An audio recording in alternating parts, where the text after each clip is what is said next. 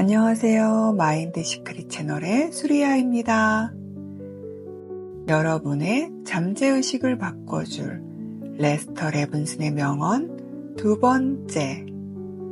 레스터 레븐슨의 책 깨달음 그리고 지혜에서 발췌한 명언입니다. 이 레스터 레븐슨의 깨달음이 담긴 명언을 반복해서 듣고 잠재의식에 새긴다면 어느 순간 그 알미 가슴으로 내려와 여러분의 삶을 놀랍도록 바꾸게 될 것입니다. 100번째. 나의 구도가 끝을 향해 다가가던 어느 날, 맙소사, 나는 그것을 보았다. 이 모든 것이 내 마음속의 꿈과도 같아서 하나의 일장춘몽이라는 것을 말이다. 온 우주가 단지 하나의 정신현상일 뿐이다. 자신의 일체성을 깨달으면, 당신의 진정한 자아를 깨닫고 나면 당신은 이 온 우주가 자신의 마음속에 한갓 꿈, 일장춘몽임을 깨달을 것이다. 깨달음을 얻는다고 세상이 사라지지는 않는다. 하지만 그에 대한 알은 완전히 바뀐다. 세상은 당신의 통제력 밖에 분리되어 존재하는 무엇이 아니라 오로지 당신의 있음으로 인해서 존재하는 무엇임을 깨닫게 된다.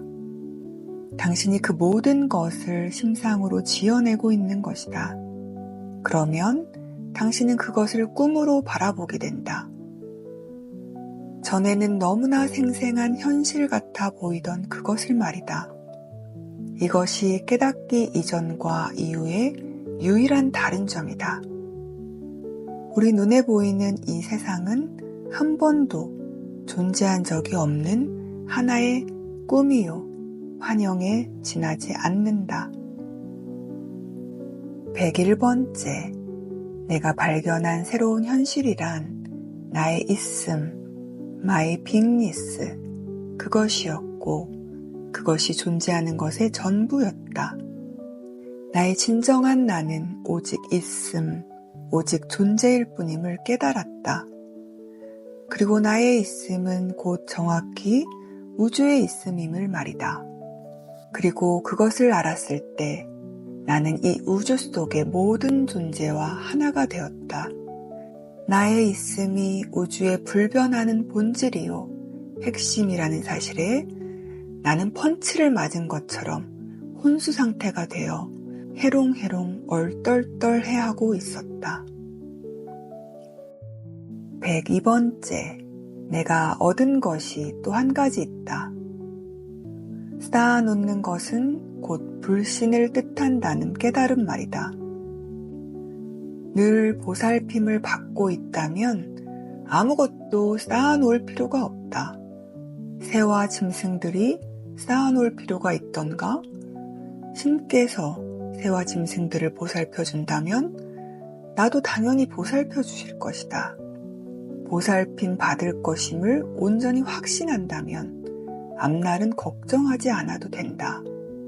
실제로 존재하는 유일한 안전망은 의지로서 창조해낼 수 있는 능력이다. 103번째. 완벽함을 알면 영적 치유가 일어난다.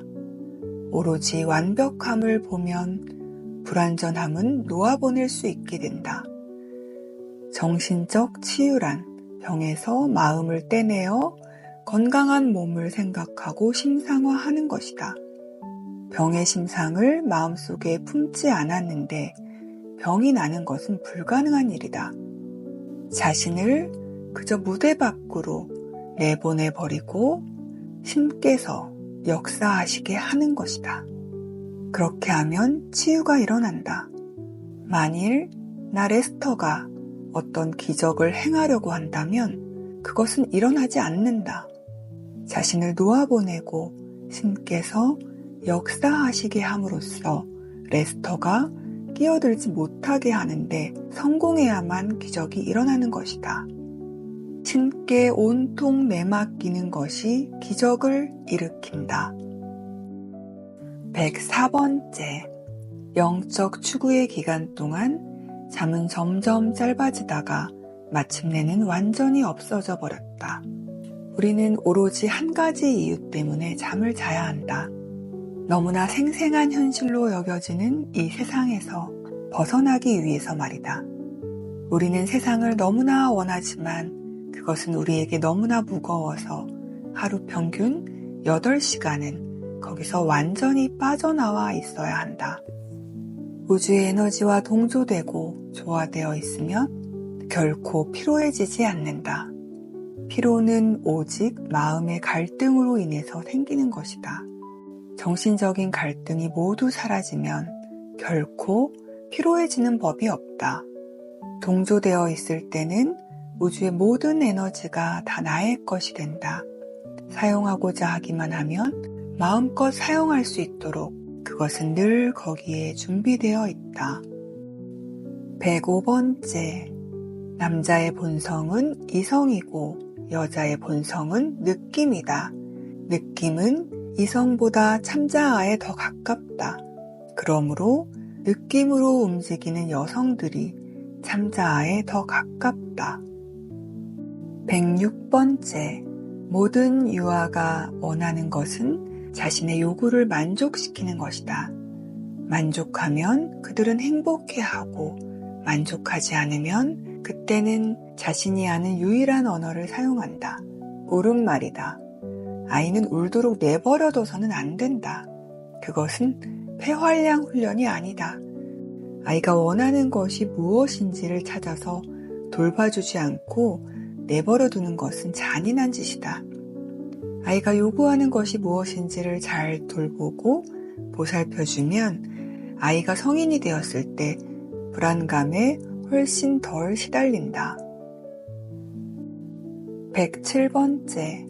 마리화나를 피우거나 기타 환각제를 복용하는 것이 해로운 것은 그것 없이도 스스로 할 수 있는 일을 환각제가 대신해주도록 맡겨버리게 만든다는 점 때문이다. 고양된 의식 상태는 우리의 자연스러운 상태이므로 자신의 힘으로 스스로 얻어야 한다. 마리화나나 기타 환각제를 많이 사용할수록 그는 고양된 느낌을 느끼기 위해 그것에 더욱 의지하게 된다.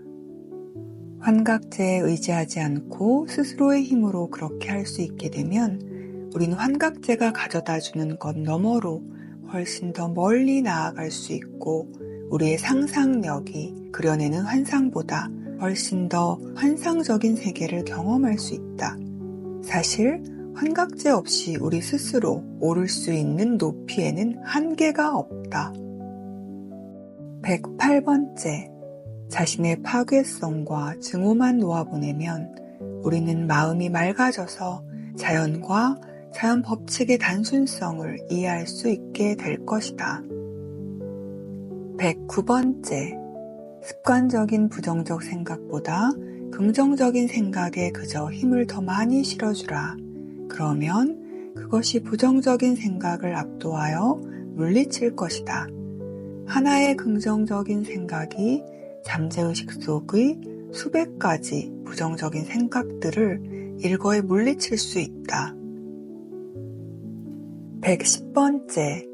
생각의 힘에 차이를 만들어내는 것은 무엇일까? 그 생각의 뒤를 받쳐주는 당신의 각오의 정도, 결심 혹은 의지력이다. 당신의 진정한 실체가 스스로 모습을 드러낼 때까지 모든 것을 멈추고 나는 무엇인가 라는 의문을 품고 있을 수만 있다면 이것이 온전한 자유를 성취하는 가장 빠른 길이다. 그것을 해낸 사람을 아직은 보지 못했다. 하지만 오로지 나는 무엇인가 라는 의문만을 하루 종일 품고 있으면서 다른 모든 생각을 물리치면 당신은 몇 주일 안에 답을 얻을 것이다. 어떤 상황에서도 무엇을 하고 있든지 간에 나는 무엇인가 라는 이 의문을 늘 마음의 배후에 품고 있어야만 한다. 111번째. 행성들마다 각기 다른 등급의 교실이 있다. 이곳은 대학원 과정이다. 이것은 가장 어려운 과정이고 동시에 가장 크게 성장할 수 있는 기회이다. 이곳에 있는 우리는 모두가 상급의 영혼들이다. 거하기가 지극히 힘든 이 행성을 택했다는 점에서 말이다. 우리는 더 높은 과정, 힘든 과정을 원했고 거기에 합격했다. 112번째. 사실 대다수의 사람들에게 사랑이란 그저 사랑이란 개념일 뿐이다. 난 네가 필요해. 넌 내 곁에 있어야 해. 너 없인 못 살아. 넌 내 거야. 이런 것은 모두 사랑이 아니다. 사랑이란 상대방이 원하는 것을 가지게 하는 것이다. 내가 원하는 것을 가지게 하는 것이 아니다. 이 세상에서 사랑이라 부르는 것은 대개가 세속적이고 이기적인 감정이다. 113번째. 인간은 섹스 위에다 사랑을 얹어 놓는다. 다행으로 그리고 불행히도 섹스는 우리를 신께 가장 가까이 데려간다. 그것은 대개 우리의 가장 순도 높은 느낌을 꺼내어준다. 우리가 그것을 통해 사랑의 느낌을 맛보기 시작한다는 것은 다행스러운 일이지만 그것이 우리를 거기다 못 박아 놓아서 더 깊고 강렬한 사랑의 느낌으로 나아가지 못하도록 가로막는 것은 불행한 일이다. 대부분의 사람들이 모르고 있는 것은 사랑이 감각을 통해 한정되지 않고 직접적으로 표현되면 그것은 한계를 모르고 따라서 우리의 희열에도 한계가 없다는 사실이다. 희열은 우리가 섹스를 통해 경험하는 그 어떤 희열보다 수천 배 더 클 수 있고 더 커야만 한다. 나는 두 가지를 권한다. 첫째, 앞의 말을 기억할 것. 둘째, 섹스가 줄 수 있는 것보다 큰 희열을 지속적으로 느낄 때까지 절제, 아니 억제할 것. 그런 다음에는 그것을 놓아보내기가 쉬워진다. 한정된 희열을 느끼고 싶지는 않을 테니까 말이다. 궁극의 희열에 이를 때까지 그것을 계속 키워가고 싶어진다. 113번째. 나는 불쾌한 일이 일어날 때마다 내가 무엇을 했기에 이런 일이 일어났지? 하고 물어보는 습관을 들였다. 그러면 그것에 씨앗이 되는 생각이 올라오고 나는 그것을 직시하고 내려놓았다. 114번째. 어느 날 나는 빌과 함께 로스앤젤레스로 자동차를 몰아가고 있었다. 우리는 밤낮으로 운전해 가던 중이어서 몹시 피곤했다. 빌이 말했다. 레스터, 눈 아프지 않아? 나는 피곤해서 대답도 하지 않았지만 그가 하는 말은 듣고 있었다. 그때 라디오에서 그 지역에 짙은 스모그가 끼었다는 주의보 방송이 들렸다. 그러자 빌이 다시 물었다. 레스터, 눈이 쑤시지 않아? 이번에도 나는 너무나 피곤해서 대답을 하지 않았다. 하지만 무의식 중에 그의 생각이 나에게 침투된 것 같다. 다음날 눈이 화끈거리고 눈물이 났다. 모텔 침대에 누워서 눈을 감은 채 나는 자문했다. 자, 내가 무엇을 해서 이 일이 일어났을까? 그러자 빌이 처음 물었던 말이 떠올랐다. 나는 그것을 뒤집었다. 그 다음엔 라디오에서 들은 말이 떠올랐다. 나는 그것도 뒤집었다. 그리고 빌이 두 번째로 했던 말도 떠오르고 나는 그것도 뒤집었다. 눈을 뜨자 더 이상 눈이 화끈거리지 않고 눈물도 나지 않았다. 그것으로 끝이었다.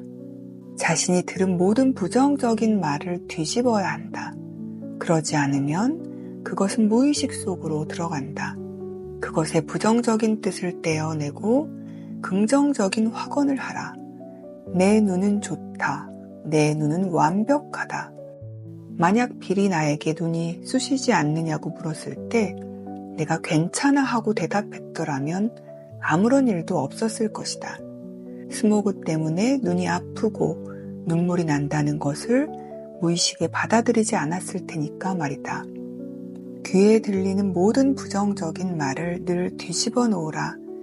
우리는 사방에서 온통 부정적인 말들이 강조되고 부각되는 시대를 살고 있기 때문에 건강하고 행복한 삶을 살려면 이렇게 해야만 한다.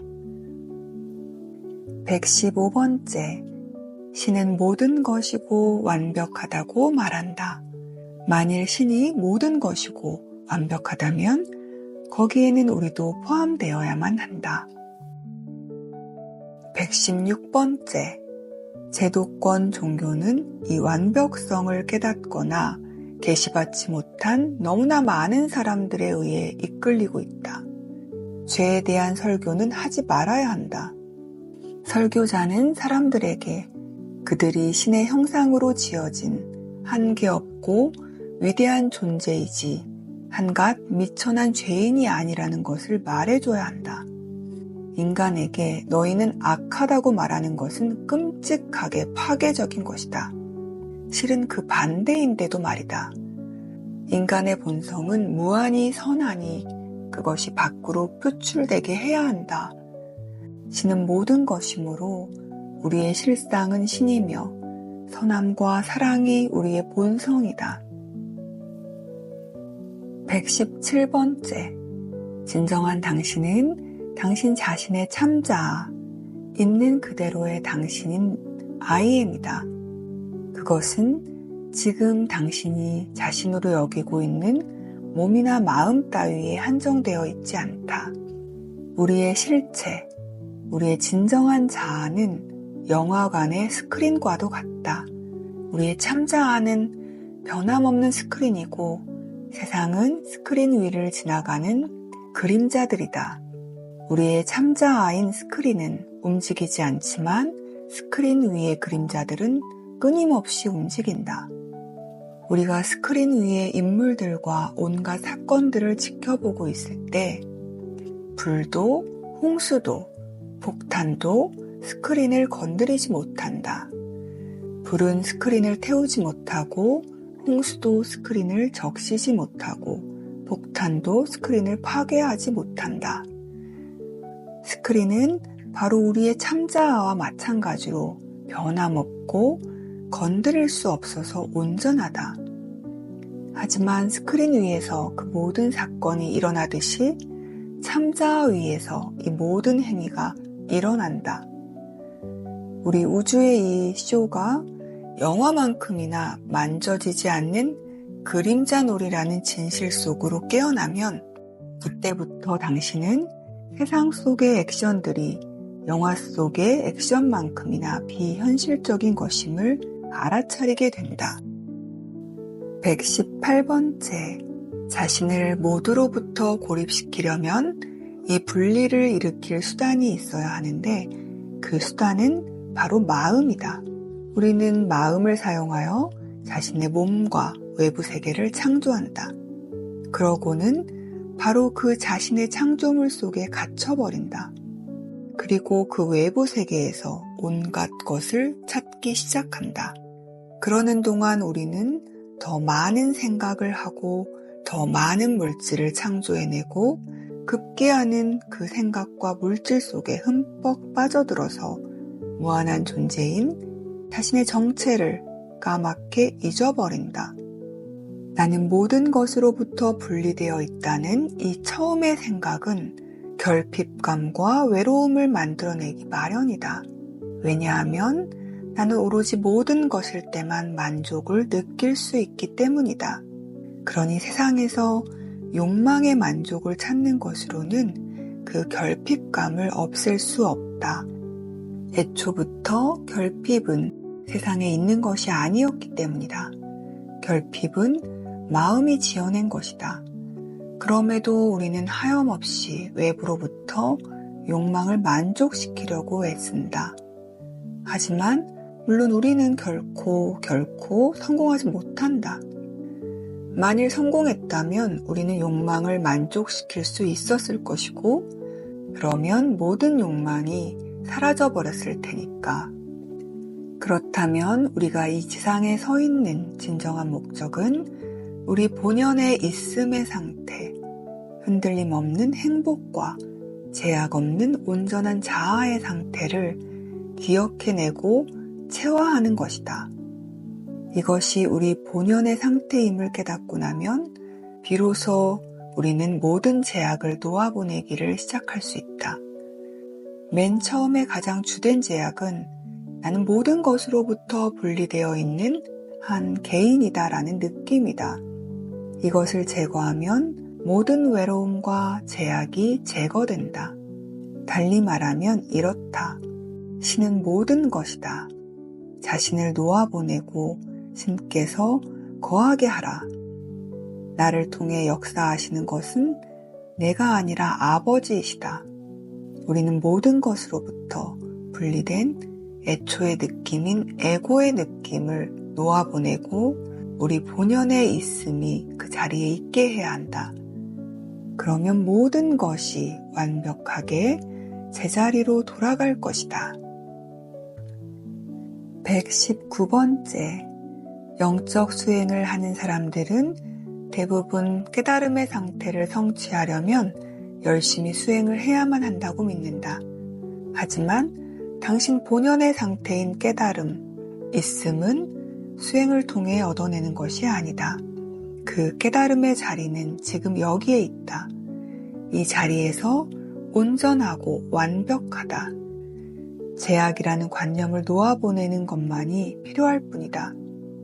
사실 우리는 항상 온전히 깨달아 있다. 이것이 우리 존재의 역설이다. 우리는 자신이 깨닫지 못했다고 말하고 있는 온전히 깨달은 존재다. 그러니 우리가 해야 할 일은 단지 난 아니야 라는 생각을 놓아보내는 것뿐이다. 그러면 남는 것은 우리 본연의 모습인 온전히 깨달은 자유로운 있음이다. 120번째, 존재하는 유일한 창조자는 마음이다. 이제 세상이라 불리는 이 명명백백한 것을 한번 살펴보자. 이미 말했듯이 세상은 우리의 마음이 지어낸 것일 뿐이다. 그것은 외부에 있지 않다. 그것은 우리 내부에, 우리 마음속에 있는 한 현실이다. 당신도 언젠가는 이것을 깨달을 것이다. 창조는 우리가 마음이라 부르는 것을 먼저 창조함으로써 시작된다. 마음은 우리의 모든 의식적, 무의식적 생각과 느낌의 합성물이다. 그리고 우리는 이 마음을 통해 우리의 세상을 창조한다. 사실 우리에게 일어나는 자질구레한 모든 일은 우리의 마음 속에서 먼저 창조된다. 우리 마음 속에서 시간이라는 것을 창조해내는데 이 시간이 우리로 하여금 창조의 과정을 더 알아차리기 어렵게 만든다. 왜냐하면 지금 생각하면 그 생각의 결과는 훨씬 나중에 일어나기 때문이다. 존재하는 유일한 창조자는 마음, 당신의 마음이다. 신은 창조주인가? 그렇다. 왜냐하면 당신이 창조주이기 때문이다. 당신이 바로 그분이다. 당신이 마음을 만들어 놓고 그 마음을 통해 창조한다. 우리에게 일어나는 모든 일이 우리의 느낌과 사고에서 기인한다는 깨달음은 필요하고 또 좋은 것이다. 우리에게 일어나는 모든 일은 먼저 우리의 생각 속에서 창조되었다. 이것을 깨달은 사람은 자신의 문제도 자기가 스스로 창조했음을 깨닫는다. 그리고 이것이 사실이라면 원하는 것은 무엇이든지 창조할 수 있다는 것을 깨닫고 이후로는 오직 좋은 것만을 창조하기 시작한다. 121번째, 자신의 참모습을 발견할 때 일어나는 일은 다른 이들도 당신임을, 당신이 곧 그들임을, 당신과 내가 하나임을, 오로지 하나밖에는 존재하지 않음을, 그리고 당신이 지금, 그리고 늘 그 하나요, 한계 없는 찬란한 있음을 깨닫기 시작하는 것이다. 122번째, 우리가 완벽한 참자아이고 이 한정된 육신과 마음이 아님을 알면 모든 문제는 즉각 해결되어 버린다.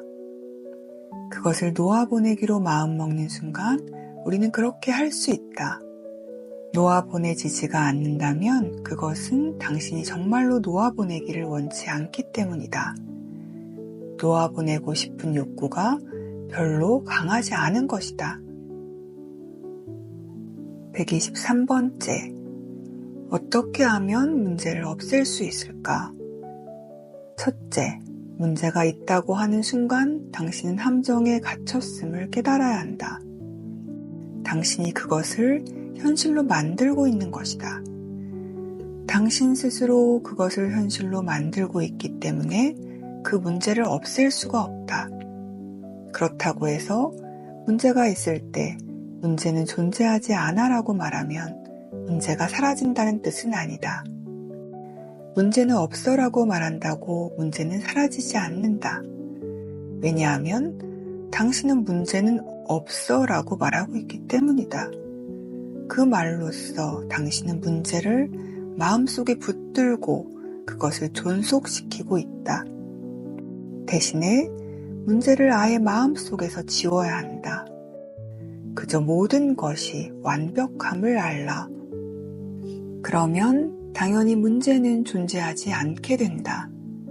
그저 모든 것이 완벽하다는 사실만을 알라. 그러면 아무리 사소한 생각을 품어도 금방 실현될 것이다. 신에게는 참자아에게는 한계가 없다. 자신을 놓아보내면 어떤 생각을 품어도 현실이 될 것이다. 왜냐하면 당신은 신, 곧 당신의 참자아인 당신의 무한한 권능을 불러오고 있기 때문이다. 아무것도 그것을 막을 수 없다. 124번째. 신은 우리 안에 있음을 알아야 한다.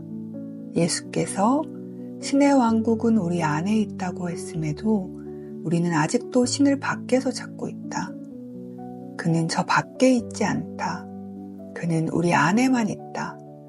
알고 보면 그는 바로 우리 자신의 있음이다. 아무것도 더해지지 않은 우리의 아이엠이야말로 우리가 찾고 있는 신이다. 그저 순수한 나, 오로지 나, 그것이 신이다. 신이 살갗보다 더 가깝다고 하는 말은 그 뜻이다. 신은 나다. 나는 얼마나 가까운가? 그것은 살갗보다 더 가깝다. 그것은 신이다. 당신 자신의 참자아 말이다. 125번째. 그저 나라는 단어만을 마음에 품고 있으라. 나. 그러면 당신은 더 행복해질 것이다. 혼자 있을 때 해보라.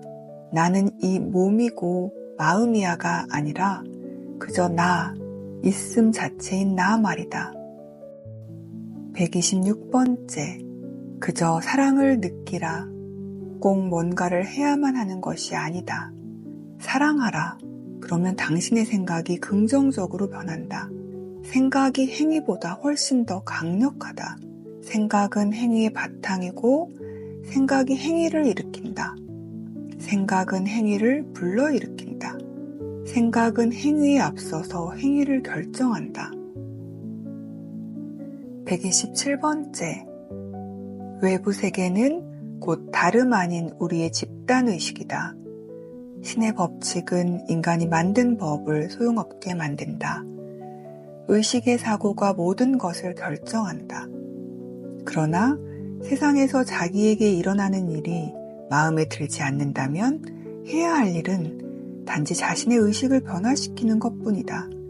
그러면 외부 세계가 우리를 위해 바뀐다. 127번째. 외부 세계는 곧 다름 아닌 우리의 집단의식이다. 신의 법칙은 인간이 만든 법을 소용없게 만든다. 의식의 사고가 모든 것을 결정한다. 그러나 세상에서 자기에게 일어나는 일이 마음에 들지 않는다면 해야 할 일은 단지 자신의 의식을 변화시키는 것뿐이다. 그러면 외부 세계가 우리를 위해 바뀐다. 세상의 문제에는 끝이 없다. 끝을 찾으려고 해봤자 당신은 세상의 문제를 하염없이 풀고 또 풀어도 늘 더 많은 문제가 쌓여 있는 것을 발견할 것이다. 문제를 의식하는 한 문제는 존재한다. 문제는 존재하지 않는다. 오로지 자신의 진정한 자아를 발견할 때만 문제가 종식된 것을 깨닫게 될 것이다. 128번째, 존재하는 유일한 성장이란 에고의 껍질을 벗는 것이다. 영적인 길의 목표는 오로지 에고를 놓아보내는 것이다. 그러면 남는 것은 당신의 참자아이다.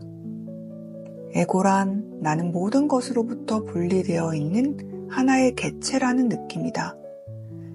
이것이 극단화된 것이 이기주의다. 성장이란 자기 자신을, 습관적인 자아를, 곧 다름 아닌 에고를 초월하는 것이다. 성장이란 곧 불행을 벗어나고 있는 에고이다. 기쁨이란 모두가 다름 아닌 당신의 참자아임을 알라. 에고는 매우 교활하다. 에고는 종종 우리의 귀에다 대고 속삭여 잠시든 오랫동안이든 이 길을 벗어나게 만든다. 하지만 한번 궤도에 오르고 나면 우리는 늘 제 길로 돌아온다. 그러니 자신의 에고인 부분의 속임수를 경계하라. 그것은 우리를 길에서 벗어나게 한다. 우리가 아무리 길을 많이 나아갔을지라도 에고는 언제나 우리를 일탈의 길로, 때로는 평생 딴 길을 가도록 유혹하는 경계해야 할 길동무다. 모든 성장은 에고를 놓아보내는 것이다.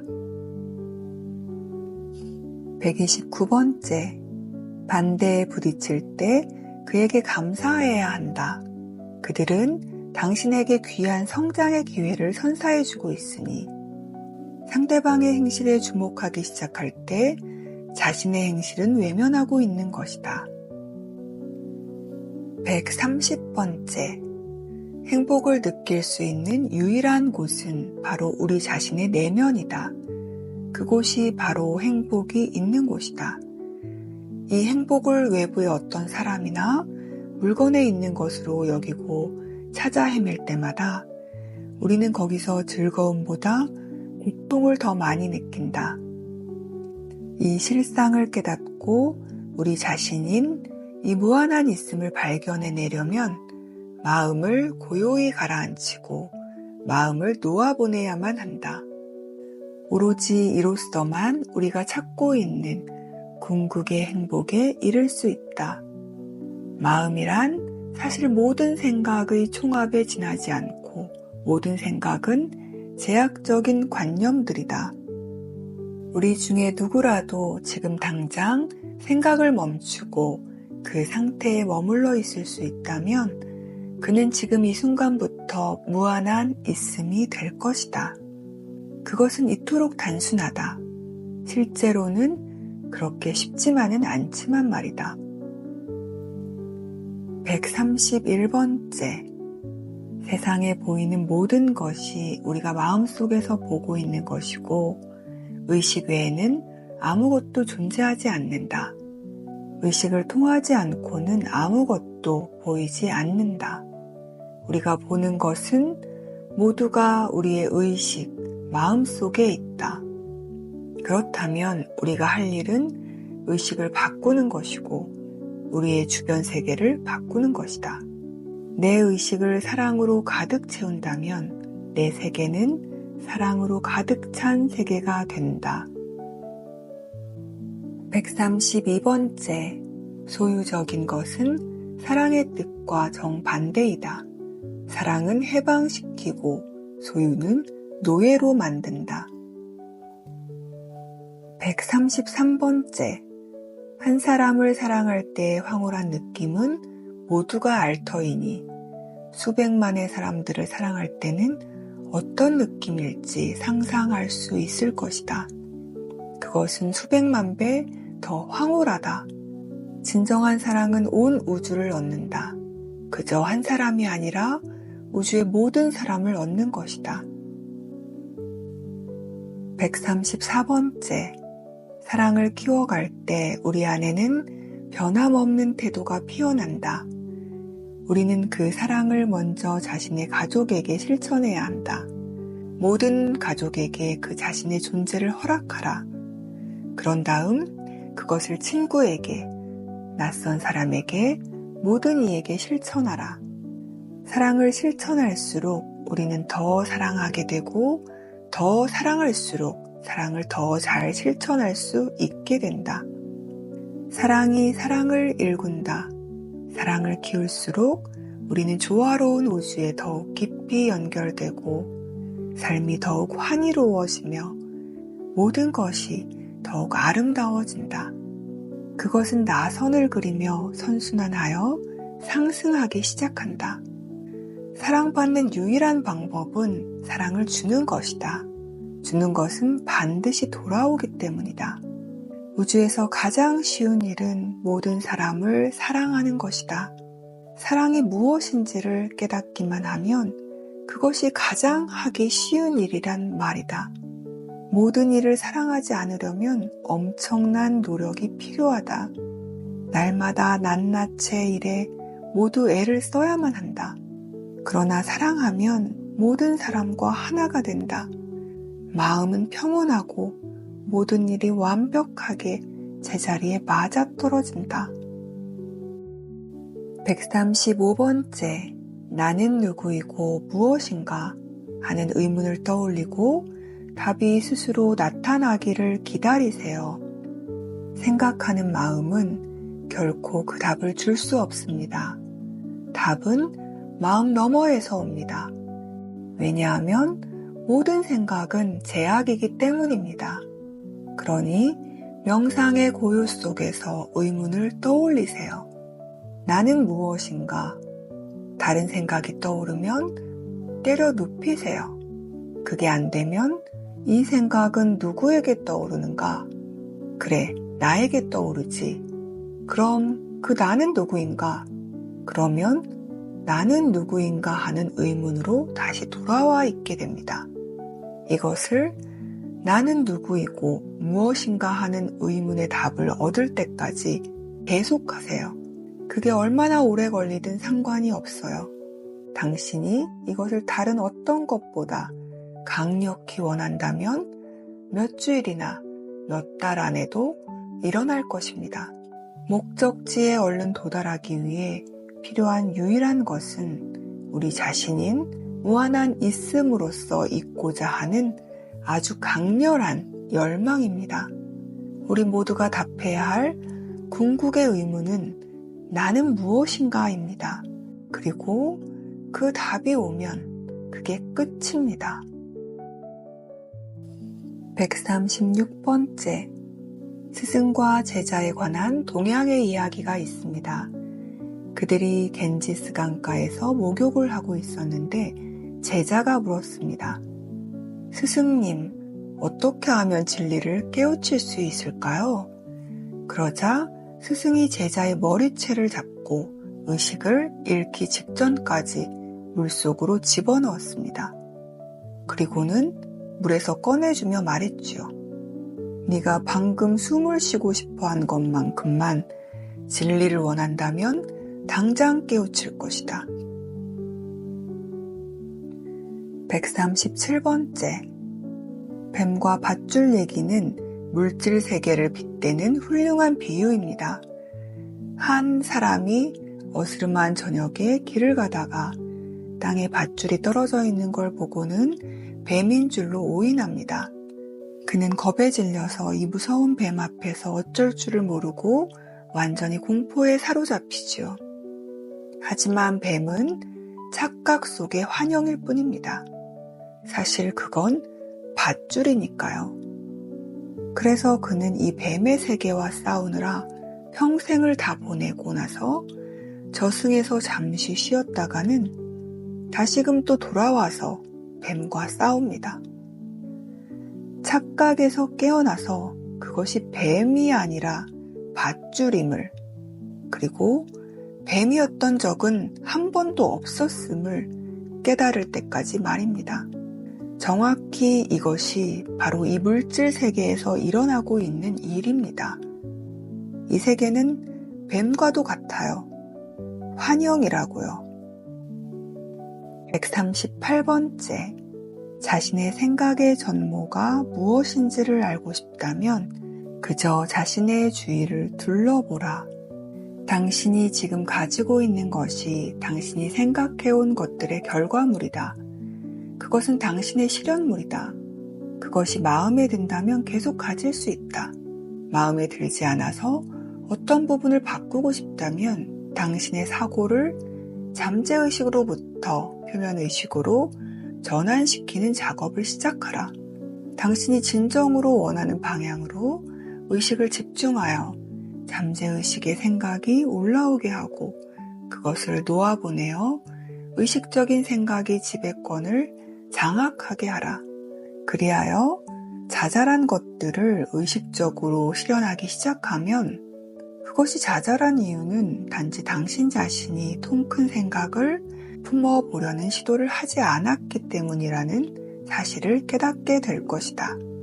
물질 세계란 단지 우리의 마음을 바깥의 세상으로 투사한 것일 뿐이다.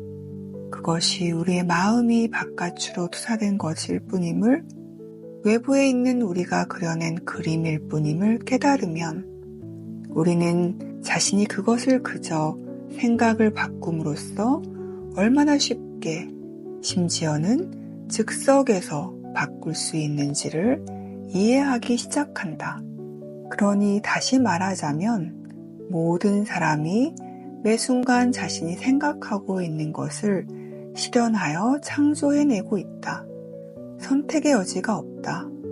우리는 창조자이다. 마음을 가지고 있고 생각을 하는 한 우리는 창조자이다. 139번째. 세상과 우주는 마음이 지어낸 이야기다. 마음이 잠잠히 가라앉는 것이 깨달음이다. 이것을 얻는 방법은 두 가지가 있다. 마음의 정체를 알아차리면 그것이 환영임을 깨닫고 그러면 마음이 가라앉는다. 자신의 참자아의 주의를 모아서 당신 자신을 발견하면 역시 마음이 가라앉는다. 마음이 완전히 가라앉는 것이 온전한 깨달음이다. 이것이 전부다. 생각을 놓아보내라. 그러면 무한하고 영원하고 찬란하고 온통 환희롭고 맑디 맑은 당신이 남는다. 140번째. 욕망을 억누르지 말고 놓아보내라. 자기 안에서 스스로 욕망을 창조해내는 것이라면 그것을 창조하지 않을 수도 있다. 어떤 욕망이든 욕망을 억누르는 것은 최악의 행위다.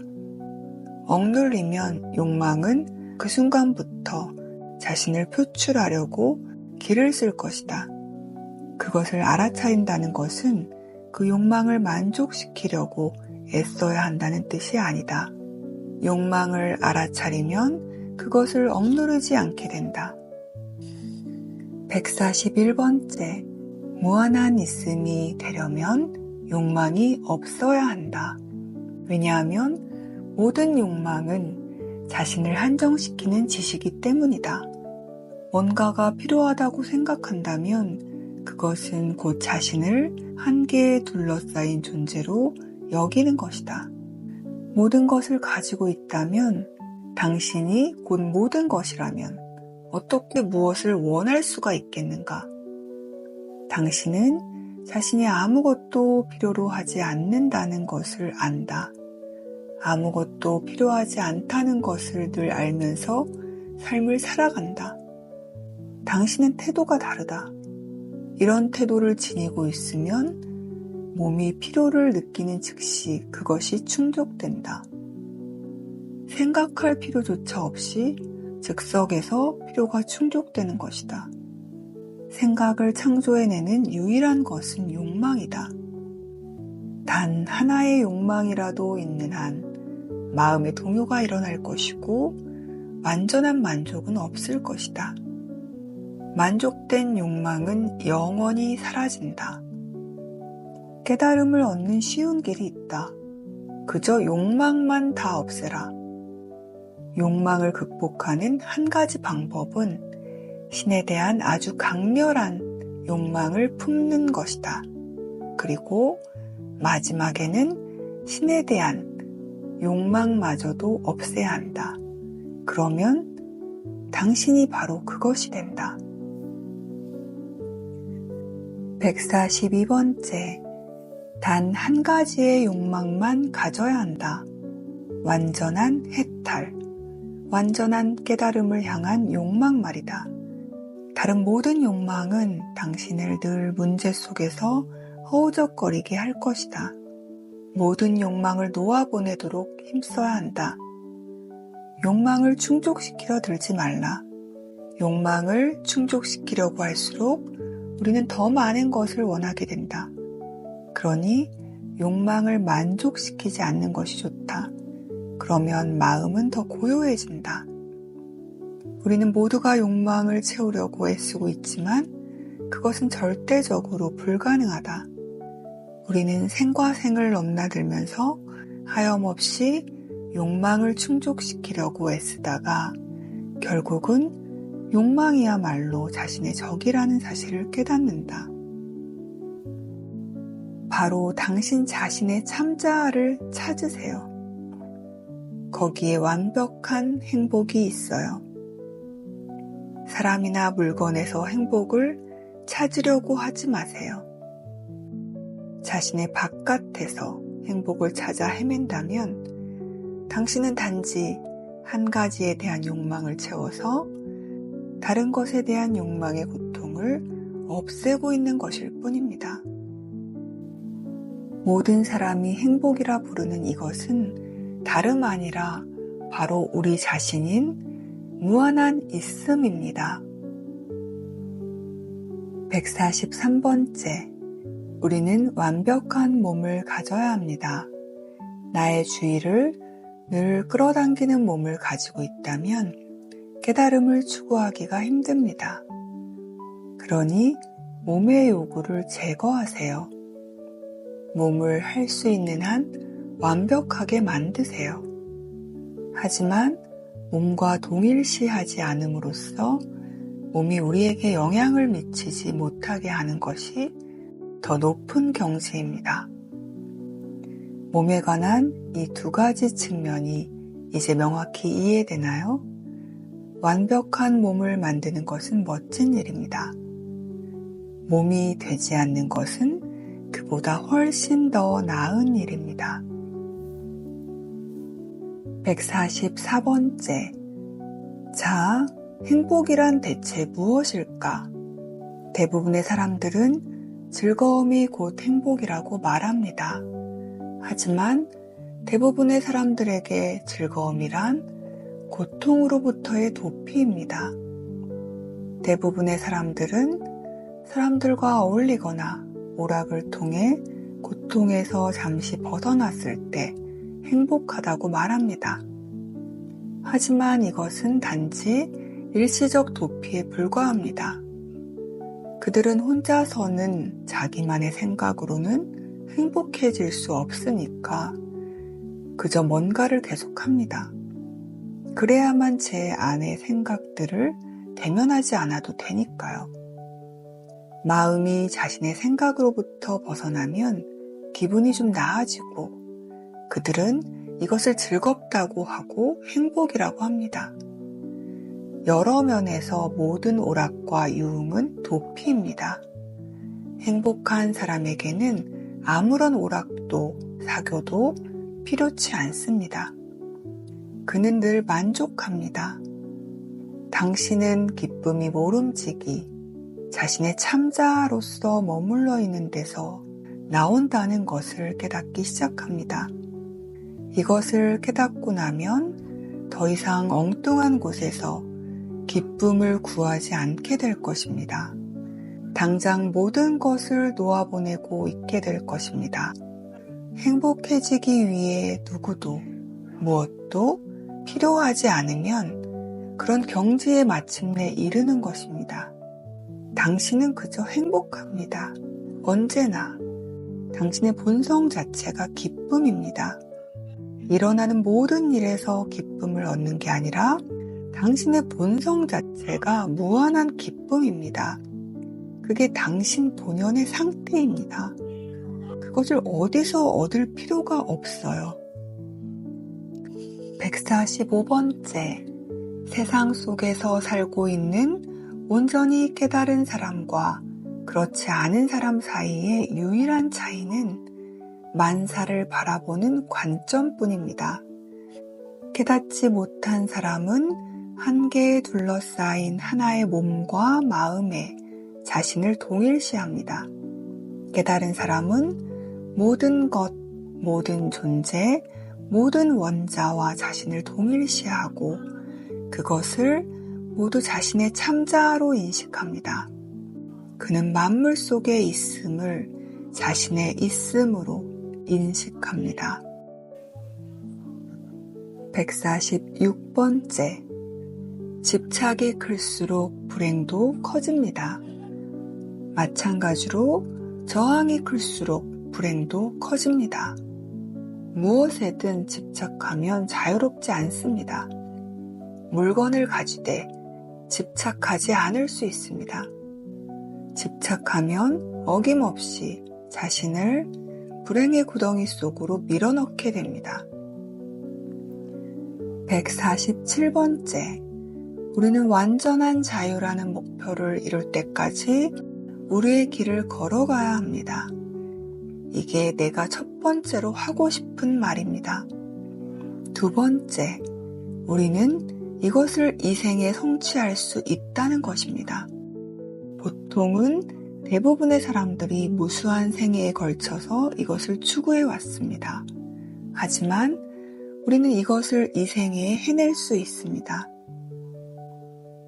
148번째, 당신이 할 수 있는 가장 이기적인 일은 완전히 이타적인 일을 하는 것입니다. 완전히 이타적일 때 우리는 모든 것을 가집니다.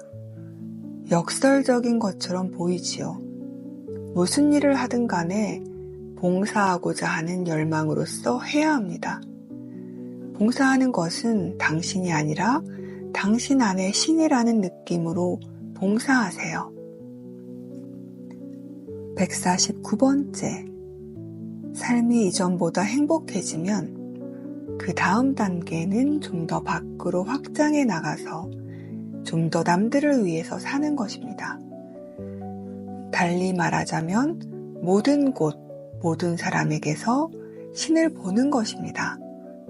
모든 사람들이 당신임을 느끼세요. 왜냐하면 오로지 하나의 있음인 당신밖에는 존재하지 않으니까요. 오로지 신밖에는 존재하지 않고 신은 곧 만유입니다. 그러니 나인 그것, 나의 있음이 곧 신입니다. 150번째, 타인의 비애에 둔감한 정도가 곧 그 사람의 에고의 강도이다. 자신의 참자아를 알아갈수록 자비심이 커져서 타인을 돕고자 하는 열망이 커진다. 사랑의 품이 커질수록 당신은 세상을 더 크게 돕고 있는 것이다. 모든 마음은 상호 연결되어 있어서 상호작용한다. 한 개인이 사랑을 키워갈수록 모든 사람이 더 많은 도움을 얻는다. 151번째, 일이 안 풀리고 짜증만 나는 것은 무슨 일이든 무한의 힘에게 맡기지 않고 제 힘으로 밀고 나가려고 끙끙대기 때문이다. 내가 뭘 했기에 이런 일이 일어난 거지? 하고 자문함으로써 정직한 자기 성찰의 습관을 기르라. 152번째, 세상이 마음에 들지 않는다면 당신의 의식을 변화시키라. 의식이야말로 있는 것의 전부이니 당신이 바꿀 수 있는 유일한 것이고 변화시키고자 힘써야 할 유일한 것이다. 당신의 의식을 완벽해지게 함으로써 세상을 완벽해지게 하라. 그러면 모든 것이 완벽해질 것이다. 지금 당신이 보고 있는 것의 바로 배후에 이 세계의 실체가 있다. 153번째. 피해자가 되기보다는 주인임을 선언하라. 온 세상이 그저 한 생각에 지나지 않는다. 이 생각을 생각해보라. 나와 세상, 보는 자와 보이는 것은 동시에 상호 의존적으로 일어나니 둘은 어김없이 공존한다. 창조는 창조자와 동시에 존재한다. 이것을 깨달으라. 보는 자가 없으면 세상도 없다. 내면에서 세상을 상상해 지어내는 그 보는 자를 자각하라. 그러고 나면 실제하는 것은 오직 보는 자뿐이다. 154번째. 불행을 경험할 때마다 딴전을 피우거나 오락거리를 찾으면서 거기서 도망갈 길을 찾지 마세요. 이것이야말로 당신이 할 수 있는 최악의 반응입니다. 이런 식으로는 결코 불행을 없애거나 놓아보내지 못합니다. 사건의 주인의 자리로 돌아가든가 아니면 그 불행의 배후에 숨겨져 있는 에고의 동기를 찾아내어 그 사건의 근원을 지워 없애십시오. 불행이란 우리를 행복으로 몰아가도록 우리 스스로 마련한 채찍질입니다. 155번째. 내가 이제까지 이야기했던 것을 다음 두 가지로 요약할 수 있습니다. 첫째는 가장 높은 차원의 방법은 나는 무엇인가 하는 궁구입니다. 고요한 상태에서 이 의문을 품고 있다가 잡생각이 끼어들면 이 생각은 누구에게 떠올랐는가 하고 물어보고 나에게 라는 답이 떠오르면 그럼 그 나는 무엇인가 하고 물으면 다시 제자리로 돌아갑니다. 이것을 온전한 답을 얻을 때까지 하는 것입니다. 둘째로 중요한 것은 행위자가 아니라 관찰자가 되라는 것입니다. 이것을 강조하고 싶습니다. 이 레스터 레븐슨의 깨달음의 지혜를 반복해서 잠재의식에 새기다 보면 궁극의 자유에 이르게 될 것입니다. 감사합니다. 사랑합니다. 축복합니다.